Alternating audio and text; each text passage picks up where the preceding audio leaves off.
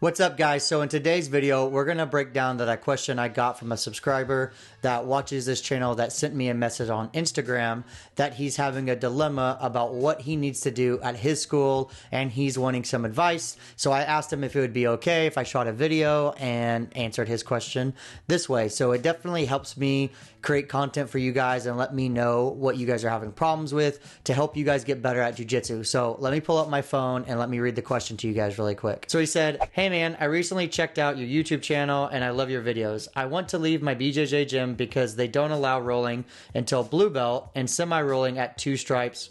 I'm assuming he's meaning white belt. I find this really boring because I like to wrestle and rolling, and my gym doesn't wrestle, just jiu-jitsu. I like drilling, but I need to roll. I went to train at this new gym, and it's mainly rolling and a little drilling. What do you think I should do? I know the importance of drilling, but I also want to roll and wrestle because I think it will make me better." That is a interesting question. I think it's a very common topic that students come across about either leaving an academy or being frustrated at their academy. Let me just paint kind of a general picture. I'm not sure anything else about you as information. Let's just break down the 2 gyms that you compared there. You're switching giant dichotomies there in gyms. So for example, you're at one gym that very much sounds like they put heavy emphasis on drilling and they don't want students to spar until they reach a certain level. That'd be because maybe they're worried about safety or some other things. I don't know their reasoning. And then you're now considering going to another school that sounds like they barely do any drilling and they do mainly sparring. We have 2 sides of the pendulum kind of swinging here. So which is best? And the main issue is going to be, what do you want as a student? It sounds like you have tried one flavor for a little bit of time and you're not happy with it. And then you went over here and tried this other school. You didn't really say if you liked it. So I'm not sure if you did. Kind of sounds like you do though. And if you enjoy that flavor more, go to that school. It's just going to be depending on what you value. Now, the reason why I like to bring this up in a video is because I want to break down the differences between both schools and some pros and cons for you. That way you can kind of take these all into consideration. So let's start with your original school, the one that puts a lot of emphasis on drilling and makes you wait. I don't know this for a fact. This would be a conversation you might want to have with the head instructor or the academy owner you train at, just to clarify. Usually the reason why they might make you wait is because they're either worried about safety for the rest of the other students. We have to remember that in jiu-jitsu, the mass majority of people that are training jiu-jitsu are not young and athletic and wanting to scrap and grind. I know that's crazy for a lot of you to hear because we like to watch these videos like Daisy Fresh and the B team, and we like to see all these guys like training hard and like sweating and just total grindhouse ideas. The majority of people that train jiu-jitsu are not like that. Most people have zero desire to train that hard or zero desire to want to do that. So they want to be able to learn a martial art to either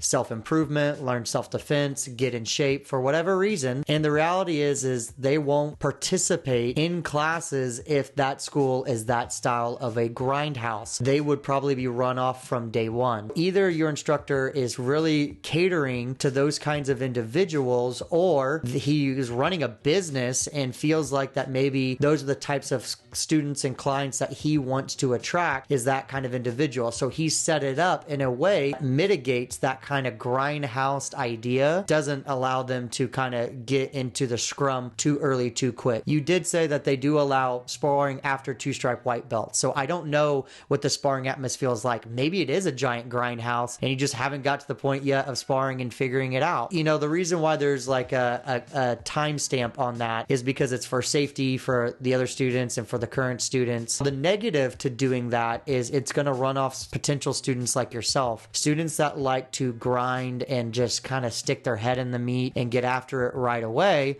It could potentially detract from students like you. Personally, I think that's what a lot of schools do. I think a lot of schools usually allow students to spar a lot. I'm kind of more in the middle. I think allowing them to wait till they receive a stripe is not a terrible idea in the sense of sparring. But the problem is most schools have no metric to determine what a stripe is. They have no value equation given to the stripe. They just say, oh, well, you showed up for this many months and I've kind of seen you here, so here you go, here's a stripe. It's very hard if you don't have a way to track that. Like at my academy, we give out stripes, the basis of it, by the amount of classes that they've done and which classes that they have done. So I know that if they have 2 stripes, they've done X amount of hours. That doesn't mean that they're going to be ready for their belt promotion, and that's not hard and fast fact, but it gives me a rough range. If schools don't have any metric, just the way that you feel, that's always my favorite. Like, oh no, I don't want to be promoted based upon time. I want to be promoted based upon how I feel. Well, you could feel like shit one day and then feel like total champion the next day. What metric is that? It should be a combination of both. It should be a combination of mat time to see and then making sure you feel good too. Because if you're also, your mat time shows that you're up for promotion and you still feel terrible, you're not getting promoted, at least underneath me. So that's kind of some pros and cons for that academy. The other academy doesn't do much drilling and more sparring. The negative to that is that they don't ever do any drilling. It's the carrot at the end of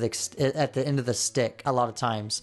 So what I mean by that is, like, when you show up to your jiu-jitsu class on the first day, probably some of you had this experience, did the class, there was probably a little bit of drilling and maybe a little warm up or something, and then you rolled and you were like, oh my God, jiu-jitsu is so fun and whatever, and then you kind of keep coming, and then after 6 months, you're like, man, no one has ever showed me how to block a punch. Oh yeah, that's why I came to jiu-jitsu. I learned this one technique 6 months ago and I haven't seen it again since, because they don't care about drilling. They just want you to roll. Give you that carrot because they know that that's what's going to sink you in, right? It's going to rub you in and be able to get you in because it's so fun. And generally that's how you get better too, is by sparring. But that doesn't mean if you have poor knowledge or no information, it's very hard to spar. Now you're just kind of randomly trying stuff, flopping around like a fish, looking like an idiot. Also, if you wait too long to spar, obviously you're costing the students time and development. You're going to get great at sparring and you're going to feel comfortable at doing that,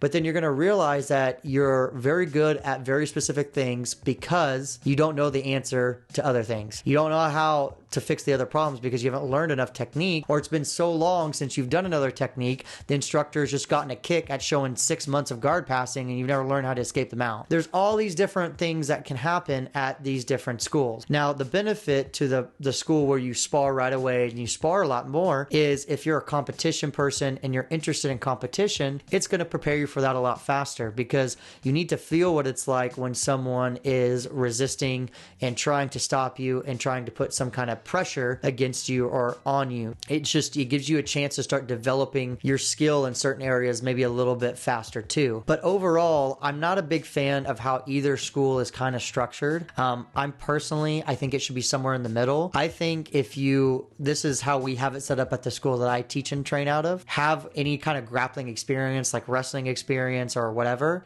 it's up to you.